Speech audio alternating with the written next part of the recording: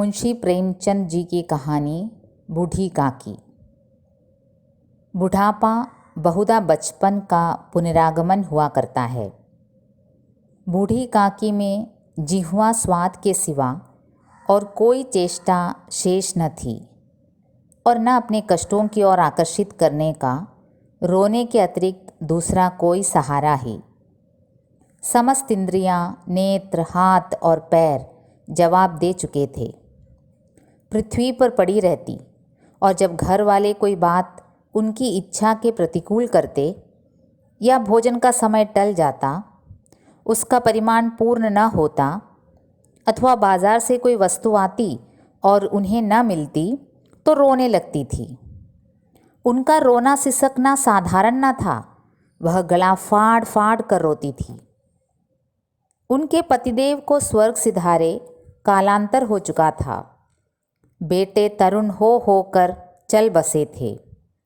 अब एक भतीजे के सिवा और कोई न था। उसी भतीजे के नाम उन्होंने अपनी सारी संपत्ति लिख दी थी। भतीजे ने संपत्ति लिखाते समय तो खूब लंबे चौड़े वादे किए, परंतु वे सब वादे केवल कुली डिपो के दलालों के दिखाए हुए सब्जबाग थे। यद्यपि उस संपत्ति की वार्षिक आय 150-200 रुपये से कम न थी, तथापि बूढ़ी काकी को पेट भर भोजन भी कठिनाई से मिलता था। इसमें उनके भतीजे पंडित बुद्धिराम का अपराध था अथवा उनकी अर्धांगिनी श्रीमती रूपा का, इसका निर्णय करना सहज नहीं। बुद्धिराम स्वभाव के सज्जन थे, किंतु उसी समय तक जब तक कि उनके कोष पर कोई आंच न आए। रूपा स्वभाव से तीव्र थी सही, पर ईश्वर से डरती थी।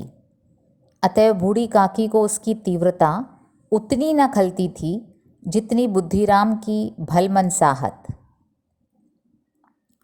बुद्धिराम को कभी कभी अपने अत्याचार का खेद होता था।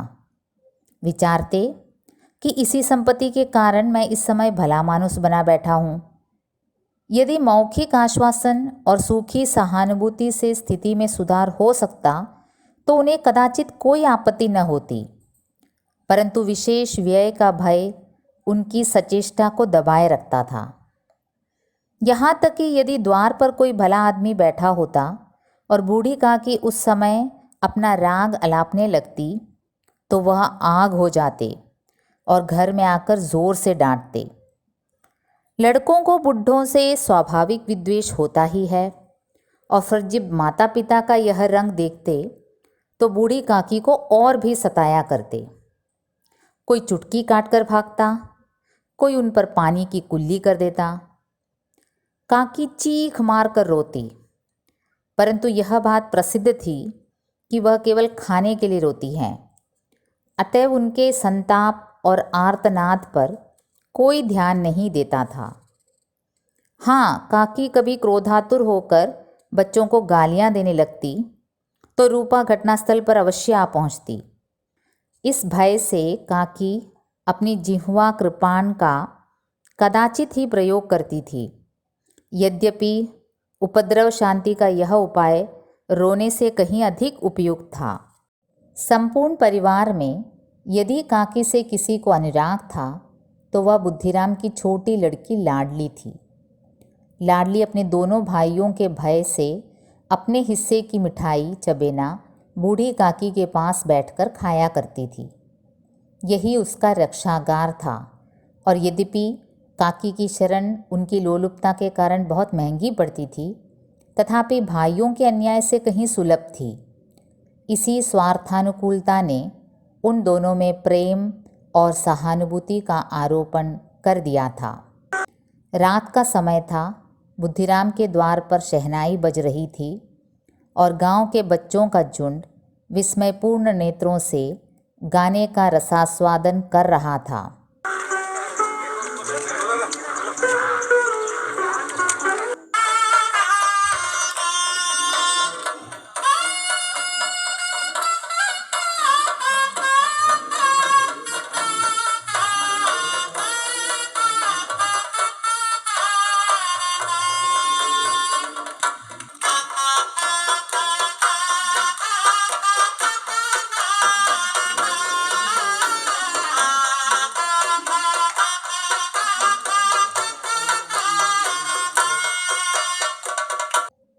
चारपाइयों पर मेहमान विश्राम करते हुए नाइयों से मुक्कियाँ लगवा रहे थे।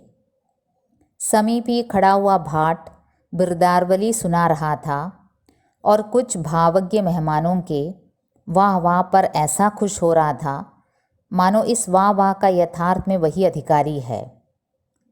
दो एक अंग्रेजी पढ़े नवयुवक इन व्यवहारों से उदासीन थे। वे इस गंवार मंडली में सम्मिलित होना अपनी प्रतिष्ठा के प्रतिकूल समझते थे।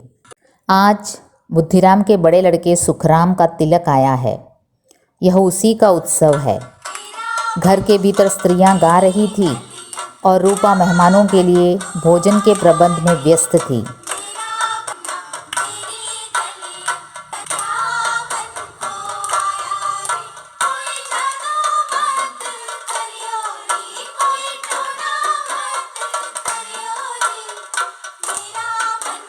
भट्टियों पर कढ़ा चढ़े थे। एक में पूरियां कचौरियां निकल रही थी, दूसरे में अन्य पकवान बन रहे थे। एक बड़े हंडे में मसालेदार तरकारी पक रही थी। घी और मसाले की शुद्धावर्धक सुगंधी चारों ओर फैली हुई थी। बूढ़ी काकी अपनी कोठरी में शोकमय विचार की भांति बैठी हुई थी। वह स्वाद मिश्रित सुगंधी उन्हें बेचैन कर रही थी। वे मन ही मन विचार कर रही थी, संभवतः मुझे पूड़ियाँ न मिलेंगी।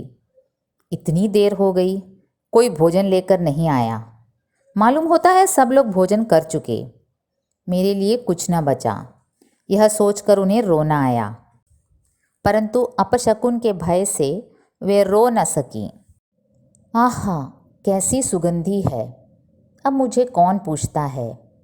जब रोटियों के ही लाले पड़े हैं तब ऐसे भाग्य कहाँ कि भरपेट पूड़ियाँ मिलें। यह विचार कर उन्हें रोना आया। कलेजे में ही खूक सी उठने लगी, परंतु रूपा के भय से उन्होंने फिर मौन धारण कर लिया। बूढ़ी काकी देर तक इन्हीं दुखदायक विचारों में डूबी रही। घी और मसालों की सुगंधी रह रह कर मन को आपे से बाहर किए देती थी। मुंह में पानी भर भर आता था। पूड़ियों का स्वाद स्मरण कर हृदय में गुदगुदी होने लगती थी। किसे पुकारूं? आज लाडली बेटी भी नहीं आई। दोनों छोकरे सदा दिख किया करते हैं, आज उनका भी कहीं पता नहीं। कुछ मालूम तो होता कि क्या बन रहा है। बूढ़ी काकी की कल्पना में पूड़ियों की तस्वीर नाचने लगी। खूब लाल लाल फूली फूली नरम नरम होंगी। रूपा ने भली भांति मोयन दिया होगा। कचौरियों में अजवाइन और इलायची की महक आ रही होगी। एक पूरी मिलती तो ज़रा हाथ में लेकर देखती। क्यों न चलकर कढ़ा से सामने ही बैठूं? पूड़ियाँ छन छन कर तैरती होंगी, कढ़ा से गरम गरम निकलकर थाल में रखी जाती होंगी। फूल हम घर में भी सूंघ सकते हैं, परंतु वाटिका में कुछ और बात होती है। इस प्रकार निर्णय करके बूढ़ी काकी उकड़ू बैठकर हाथों के बल सरकती हुई बड़ी कठिनाई से चौखट उतरी और धीरे धीरे रेंगती हुई कढ़ा के पास जा बैठी। यहाँ आने पर उन्हें उतना ही धैर्य हुआ जितना भूखे कुत्ते को खाने वाले के सम्मुख बैठने पर होता है। रूपा उस समय कार्यभार से उद्विग्न हो रही थी। कभी इस कोठे में जाती, कभी उस कोठे में, कभी कढ़ा के पास आती, कभी भंडार में जाती। किसी ने बाहर से आकर कहा, महाराज ठंडई मांग रहे हैं, ठंडई देने लगी। इतने में फिर किसी ने आकर कहा, भाट आया है, उसे कुछ दे दो। भाट के लिए सीधा निकाल रही थी कि एक तीसरे आदमी ने आकर पूछा, अभी भोजन तैयार होने में कितना विलंब है, ज़रा ढोल मजीरा उतार दो। बेचारी अकेली स्त्री दौड़ते दौड़ते व्याकुल हो रही थी। झुंझलाती थी, कुड़ती थी, परंतु रोष प्रकट करने का अवसर ना पाती थी। भय होता कहीं पड़ोसी ने यह न कहने लगे कि इतने में ही उबल पड़ी। प्यास से उसका कंठ सूख रहा था, गर्मी के मारे फूंकी जाती थी, परंतु इतना अवकाश भी नहीं था कि ज़रा पानी पी ले अथवा पंखा लेकर झेले। वह भी खटका था कि ज़रा आँख हटी और चीज़ों की लूट मची। इस अवस्था में बूढ़ी काकी को कढ़ा के पास बैठा देखा तो जल गई। क्रोध न रुक सका। इसका भी ध्यान न रहा कि पड़ोसिनें बैठी हुई हैं, मन में क्या कहेंगी। पुरुषों में लोग सुनेंगे तो क्या कहेंगे। जिस प्रकार मेंढक केचुए पर झपटता है, उसी प्रकार वह बूढ़ी काकी पर झपटी और उन्हें दोनों हाथों से झिझोड़ कर बोली, ऐसे पेट में आग लगे, पेट है या भाड़? कोठरी में बैठते क्या दम घुटता था?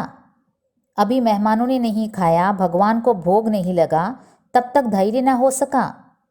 आकर छाती पर सवार हो गई। जल जाए ऐसी जीभ, दिन भर खाती न होती तो न जाने किसकी हांडी में मुंह डालती। गांव देखेगा तो कहेगा बुढ़िया भरपेट खाने को नहीं पाती, तब तो इस तरह मुंह बाए फिरती है। डाइन मरे ना माचा छोड़े, नाम बेचने पर लगी है, ना कटवा कर दम लेगी। इतना ठूसती है, न जाने कहाँ भस्म हो जाता है। लो, भला चाहती हो तो जाकर कोठरी में बैठो, जब घर के लोग खाने लगेंगे तब तुम्हें भी मिलेगा। तुम कोई देवी नहीं हो कि चाहे किसी के मुंह में पानी न जाए, परंतु तुम्हारी पूजा पहले हो जाए। बूढ़ी काकी ने सिर न उठाया, न रोई न बोली, चुपचाप रेंगती हुई अपनी कोठरी में चली गई। आघात ऐसा कठोर था कि हृदय और मस्तिष्क की संपूर्ण शक्तियाँ, संपूर्ण विचार और संपूर्ण भार उसी ओर आकर्षित हो गए थे।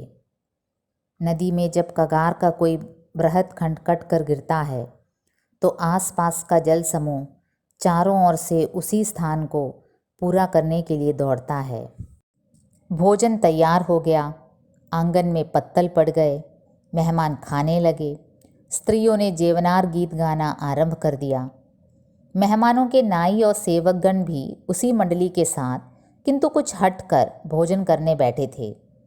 परंतु सभ्यतानुसार जब तक सबके सब खाना खा न चुके, कोई उठ नहीं सकता था। दो एक मेहमान जो कुछ पढ़े लिखे थे, सेवकों के दीर्घाहार पर झुंझला रहे थे। वे इस बंधन को व्यर्थ और बेसिर पैर की बात समझते थे। बूढ़ी काकी अपनी कोठरी में जाकर पश्चाताप कर रही थी कि मैं कहाँ से कहाँ आ गई। उन्हें रूपा पर क्रोध नहीं था, अपनी जल्दबाजी पर दुख था। सच ही तो है, जब तक मेहमान लोग भोजन न कर चुके, घर वाले कैसे खाएंगे। मुझसे इतनी देर भी नहीं रहा गया, सबके सामने पानी उतर गया। अब जब तक कोई बुलाने न आएगा न जाऊंगी। मन ही मन इसी प्रकार विचार कर वह बुलावे की प्रतीक्षा करने लगी। परंतु घी का रुचिकर सुवास बड़ा ही धैर्य परीक्षक प्रतीत हो रहा था। उन्हें एक एक पल एक एक युग के समान मालूम होता था। अब पत्तल बिछ गए होंगे, अब मेहमान आ गए होंगे, लोग हाथ पैर धो रहे हैं, नाई पानी दे रहा है, मालूम होता है लोग खाने बैठ गए, जेवनार गाया जा रहा है। यह विचार कर वह मन को बहलाने के लिए लेट गई और धीरे धीरे एक गीत गुनगुनाने लगी। उन्हें लगा मुझे गाते देर हो गई। क्या इतनी देर तक लोग भोजन ही कर रहे होंगे? किसी की आवाज़ सुनाई नहीं देती। अवश्य ही लोग खा पी कर चले गए, मुझे कोई बुलाने नहीं आया। रूपा चिढ़ गई है, क्या जाने न बुलाए। सोचती हो कि अपने आप ही आवेंगी, वह कोई मेहमान तो है नहीं जो उन्हें जाकर बुलाऊं। बूढ़ी काकी चलने को तैयार हुई। यह विश्वास कि 1 मिनट में पूड़ियाँ और मसालेदार तरकारियाँ सामने आएंगी, उनकी स्वादेंद्रियों को गुदगुदाने लगा। उन्होंने मन में तरह तरह के मंसूबे बांधे। पहले तरकारी से पूड़ियाँ खाऊंगी, फिर दही शक्कर से, कचौरियाँ रायते के साथ मज़ेदार मालूम होंगी। चाहे कोई बुरा माने चाहे भला, मैं तो मांग मांग कर खाऊंगी। यही न लोग कहेंगे कि इन्हें विचार नहीं। कहा करें, इतने दिनों के बाद पूड़ियाँ मिल रही हैं तो मुंह झूठा करके थोड़ी ही उठ जाऊंगी। वह उकड़ू बैठकर हाथों के बल सिसकती आंगन में आई। परंतु हाय रे दुर्भाग्य, अभिलाषा ने अपने पुराने स्वभाव के अनुसार समय की मिथ्या कल्पना की थी। मेहमान मंडली अभी बैठी थी। कोई खाकर उंगलियां चाटता था, कोई तिरछे नेत्रों से देखता था कि लोग अभी खा रहे हैं या नहीं। कोई इस चिंता में था कि पत्तल पर पूड़ियाँ छूट जाती हैं, किसी तरह उन्हें भीतर रख लेता। कोई दही खाकर जीभ चटकाता था परंतु दोनों मांगते संकोच करता था कि इतने में बूढ़ी काकी रेंगती हुई उनके बीच में जा पहुंची। कई आदमी चौंक कर उठ खड़े हुए, पुकारने लगे, अरे अरे ये कौन बुढ़िया है, यह कहाँ से आ गई, देखो किसी को छू न दे। पंडित बुद्धिराम काकी को देखते ही क्रोध से तिलमिला गए। पूड़ियों का थाल लिए खड़े थे, थाल को जमीन पर पटक दिया और जिस प्रकार निर्दयी महाजन किसी बेईमान और भगोड़े आसामी को देखते ही झपट कर उसका टेंटुआ पकड़ लेता है, उसी तरह लपक कर उन्होंने बूढ़ी काकी के दोनों हाथ पकड़े और घसीटते हुए लाकर उन्हें अंधेरी खोटरी में धम से पटक दिया।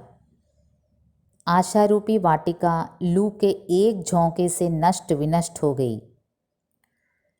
मेहमानों ने भोजन किया, घर वालों ने भोजन किया, बाजे वाले धोबी चमार भी भोजन कर चुके, परंतु बूढ़ी काकी को किसी ने न पूछा। बुद्धिराम और रूपा बूढ़ी काकी को उसकी निर्लज्जता के लिए दंड देने का निश्चय कर चुके थे। उनके बुढ़ापे पर, दीनता पर, हतज्ञान पर किसी को करना न आती थी। अकेली लाडली उनके लिए कुढ़ रही थी। लाडली को काकी से अत्यंत प्रेम था। बेचारी भोली लड़की थी, बाल विनोद और चंचलता की उसमें गंध तक न थी।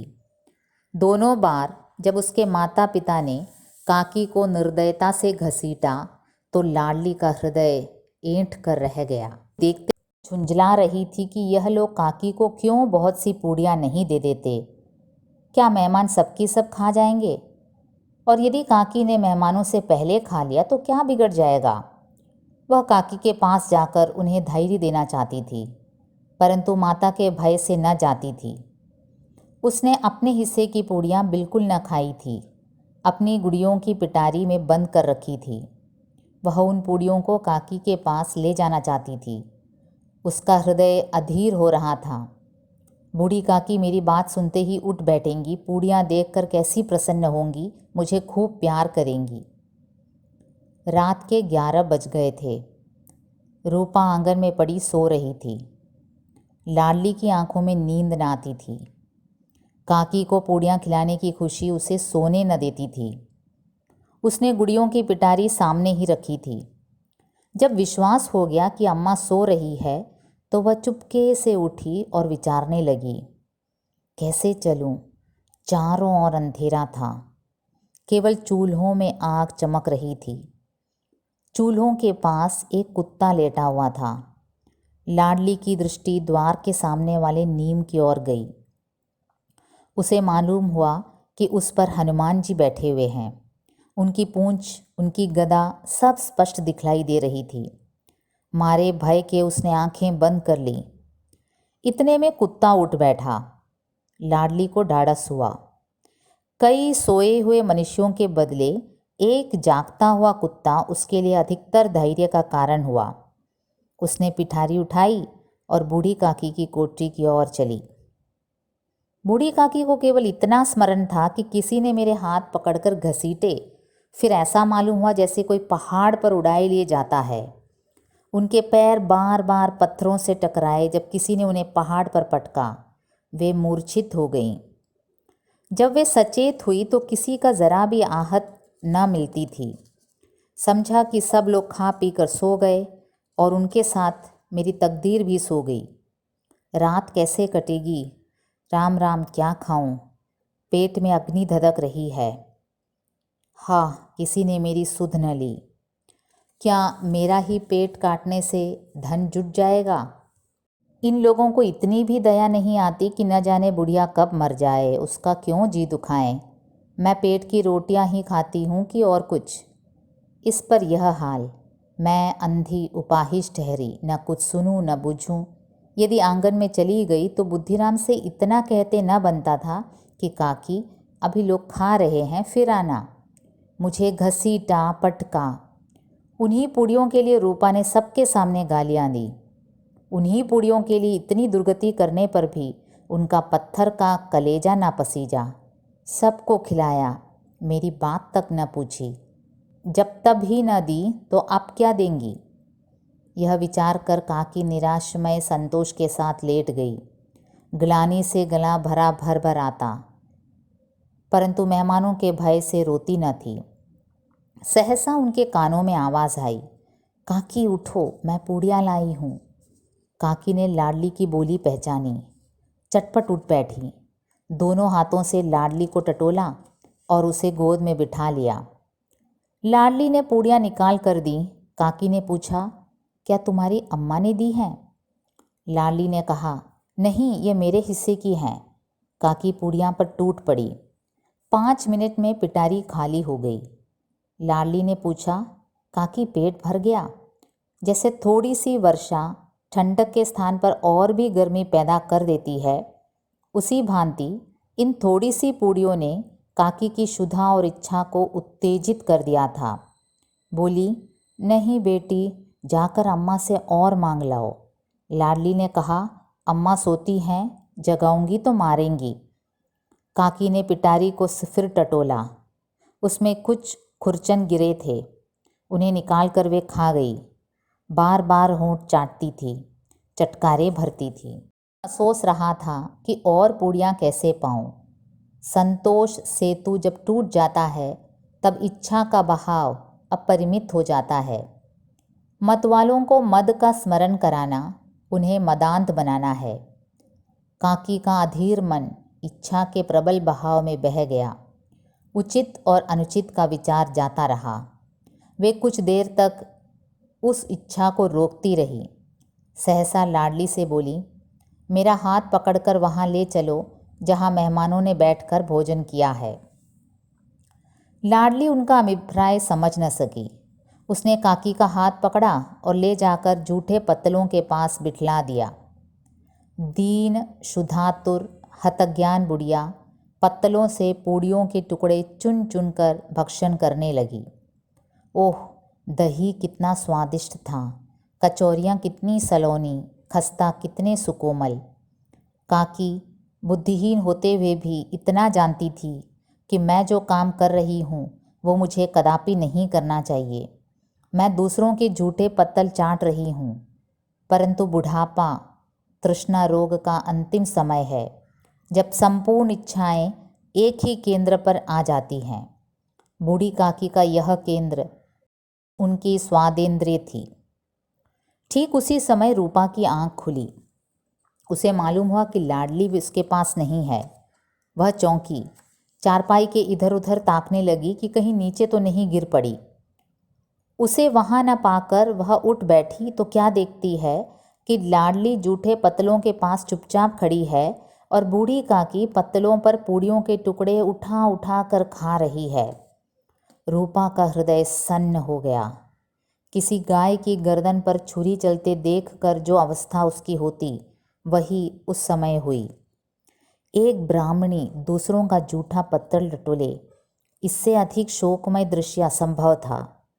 पूड़ियों के कुछ ग्रासों के लिए उसकी चचेरी सास ऐसा पतित और निकृष्ट कर्म कर रही है। यह वह दृश्य था जिसे देखकर देखने वालों के हृदय कांप उठते हैं। ऐसा प्रतीत होता मानो जमीन रुक गई, आसमान चक्कर खा रहा है, संसार पर कोई नई विपत्ति आने वाली है। रूपा को क्रोध न आया। शोक के सम्मुख क्रोध कहाँ। करुणा और भय से उसकी आंखें भर आई। इस अधर्म के पाप का भागी कौन है? उसने सच्चे हृदय से गगन मंडल की ओर हाथ उठाकर कहा, परमात्मा, मेरे बच्चों पर दया करो। इस अधर्म का दंड मुझे मत दो, नहीं तो हमारा सत्यानाश हो जाएगा। रूपा को अपनी स्वार्थपरता और अन्याय इस प्रकार प्रत्यक्ष रूप में कभी न दिखाई पड़ा था। वह सोचने लगी, हाय, कितनी निर्दयी हूँ मैं। जिसकी संपत्ति से मुझे 200 रुपया वार्षिक आय हो रही है, उसकी यह दुर्गति, और मेरे कारण। हे दयामय भगवान, मुझसे भारी चूक हुई, मुझे क्षमा करो। आज मेरे बेटे का तिलक था, सैकड़ों मनुष्यों ने भोजन पाया, मैं उनके इशारों की दासी बनी रही। अपने नाम के लिए सैकड़ों रुपये व्यय कर दिए, परंतु जिसकी बदौलत हजारों रुपये खाए, उसे इस उत्सव में भी भरपेट भोजन न दे सकी। केवल इस कारण तो वह वृद्धा है, असहाय है। रूपा ने दिया जलाया, अपने भंडार का द्वार खोला और एक थाली में संपूर्ण सामग्रियां सजाकर लिए हुए बूढ़ी काकी की ओर चली। आधी रात जा चुकी थी।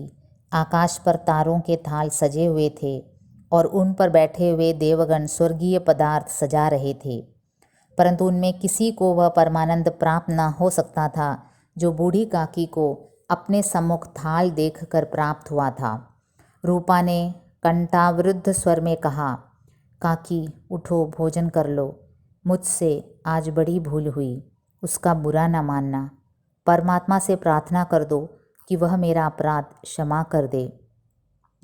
भोले भाले बच्चों की भांति जो मिठाइयाँ पाकर मार और तिरस्कार सब भूल जाते हैं, बूढ़ी काकी बैठी हुई खाना खा रही थी।